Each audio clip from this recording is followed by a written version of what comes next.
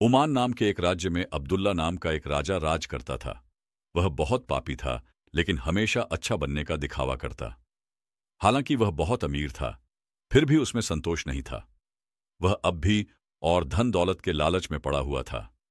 इसी लालच के कारण उसने विवाह भी नहीं किया। उसे लगता था कि पत्नी और बच्चों पर खर्च करना पड़ेगा। यही सोच वह अपनी माँ के बारे में भी रखता था। उसकी माँ बीमार थी, इसलिए राजा ने उसे एक अंधेरे कमरे में बंद कर रखा था, जहां उसकी देखभाल करने वाला कोई नहीं था। माँ ने उसे पालने पोसने के लिए अनेक कष्ट सहे थे, लेकिन अब उसकी सुनने वाला कोई नहीं था। राज दरबार में किसी को भी इस बारे में कुछ नहीं पता था। राजा ने सबको बता रखा था कि उसकी माँ मर चुकी है। ओमान में एक कानून था कि यदि राजा कोई गलती करे तो उसे बदला जा सकता था। एक दिन उसके राज्य में जाफर नामक व्यक्ति आया। वह एक मोची था और काम की तलाश में था। एक दिन काम की खोज में वह राजा के दरबार में पहुंच गया। उसने बताया कि वह मोची है और राजा ने उसे बुलाया है। जब जाफर अंदर गया तो उसने देखा कि राजा अपने आप से बातें कर रहा था। वह कह रहा था कि उसकी मां के बारे में किसी ने उससे कोई सवाल नहीं पूछा।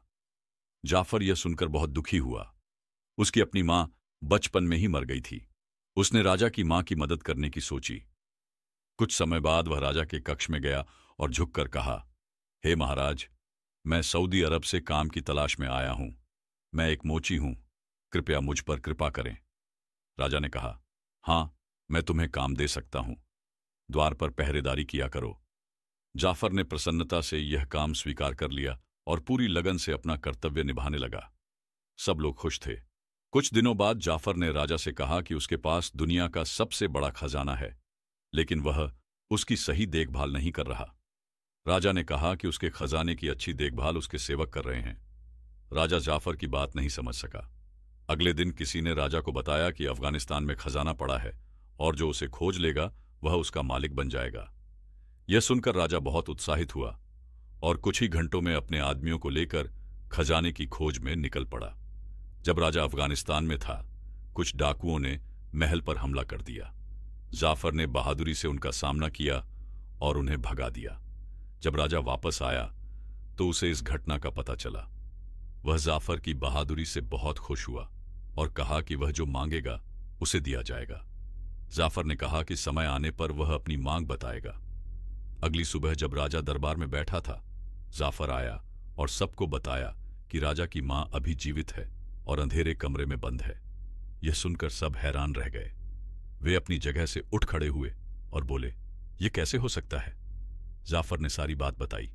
यह सुनकर राज्य की जनता दुखी हो गई और राजा को बदलने का निर्णय लिया, क्योंकि उसने लालचवश जनता से झूठ बोला था। उन्होंने जाफर को नया राजा घोषित किया। अगली सुबह अब्दुल्ला को एक झोपड़ी में भेज दिया गया और जाफर को राजा बना दिया गया। राज्य की ओर से जाफर को अब्दुल्ला को सजा देने को कहा गया।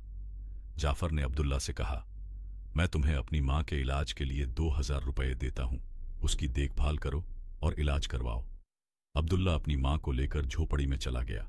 अगले दिन वह एक वैद्य के पास गया, जिसने कहा कि इलाज 1000 रुपये में हो जाएगा। एक सप्ताह बाद उसकी मां स्वस्थ होने लगी। अब्दुल्ला के पास पैसे नहीं बचे थे। वह काम की तलाश में निकल पड़ा, लेकिन पहले दिन उसे कोई काम नहीं मिला। दूसरे दिन भी किसी ने उस पर दया नहीं दिखाई। वह उदास हो गया। उसकी मां ने कहा, ईश्वर तुम्हें माफ कर दे, वह तुम्हें सब कुछ दे जो तुम चाहते हो। यह सुनकर अब्दुल्ला हैरान रह गया। वह सोचने लगा कि मैंने तो मां के साथ हमेशा बुरा व्यवहार किया, फिर भी वह मेरे लिए माफी मांग रही है और ईश्वर का आशीर्वाद चाह रही है। अगले दिन अब्दुल्ला को काम मिल गया और रोटी की समस्या भी हल हो गई। वह अपनी मां के पास गया और चरणों में गिरते हुए बोला, मां जी, मुझे माफ कर दीजिए। जाफर सही कहता था कि मेरे पास दुनिया का सबसे बड़ा खजाना है, लेकिन मैंने उसका आदर नहीं किया। आप ही दुनिया का सबसे बड़ा खजाना है। उसकी मां ने उसे गले लगाकर माफ कर दिया। जब जाफर को यह बात पता चली तो उसने दोनों को दरबार में बुलाया। जाफर ने अब्दुल्ला से कहा, यहां सबके सामने वादा करो कि तुम कभी अपनी मां का अपमान नहीं करोगे और न ही किसी देशवासी का दिल दुखाओगे। अब्दुल्ला ने शपथ ली। तब जाफर ने उसे फिर से राजा घोषित कर दिया।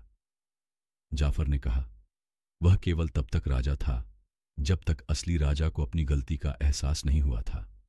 अब जब उसे अपनी गलती समझ आ गई है तो अब्दुल्ला ही राजा है। इस घोषणा से पूरे राज्य में खुशी फैल गई और सबने जाफर के त्याग की जय जयकार की। यदि आपको यह कहानी पसंद आई हो तो इसे अपने दोस्तों के साथ साझा करें और अपने विचार कमेंट में लिखें।